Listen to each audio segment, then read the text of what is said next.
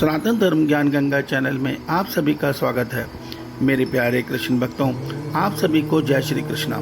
श्री भगवान आप सभी का जीवन आनंदमय, मंगलमय, भक्तिमय तथा धर्म पथ पर अग्रसर करें, ऐसी मेरी श्री भगवान जी से प्रार्थना है।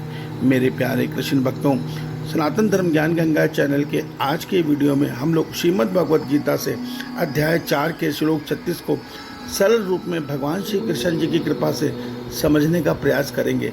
जय श्री कृष्णा।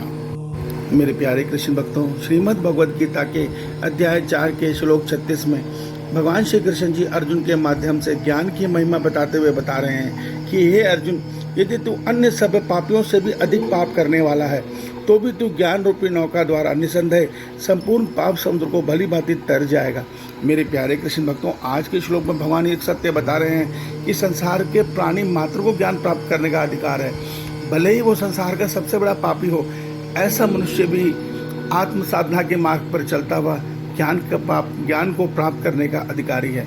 मगर मेरे प्यारे कृष्ण भक्तों, आज संसार में ज्ञान का और भक्ति का अर्थ लुप्त हो गया है। वास्तविक ज्ञान और वास्तविक भक्ति का अर्थ मनुष्य नहीं जानता।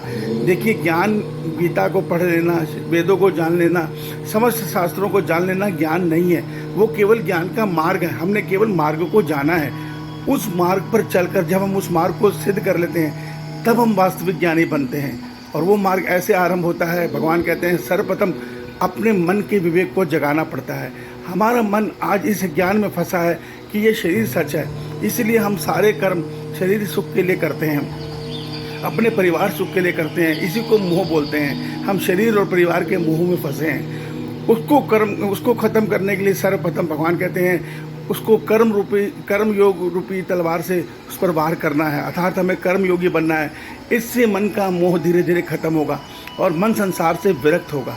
और जब संसार से विरक्त मन होता है तब दूसरी अवस्था आरंभ होती है।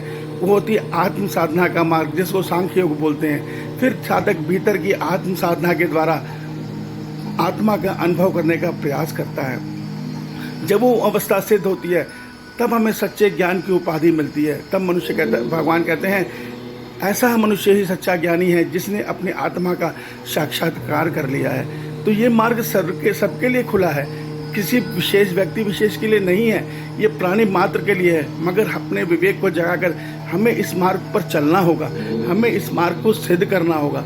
हमने तो आज ज्ञान का अर्थ ये समझ लिया कि हम हनुमान चालीसा पढ़ते हैं, हम गीता पढ़ते हैं, हम वेद पढ़ते हैं, हम ज्ञानी हैं और हम भगवान की भक्ति करते हैं। देखिए, वास्तविक भक्ति किसे कहते हैं? भक्ति कहते हैं प्रेम भरी पुकार से आत्मा को परमात्मा से मिलन करवा देना, उसको भक्ति बोलते हैं। मगर आज भक्ति से हम प्रेम भरी पुकार तो करते हैं, मगर हमारा लक्ष्य आत्मा को परमात्मा से मिलाने का नहीं है। हमारा लक्ष्य है हम संसार में सुखी रहें, हमारा शरीर निरोगी रहे, हमारा परिवार सुखी रहे।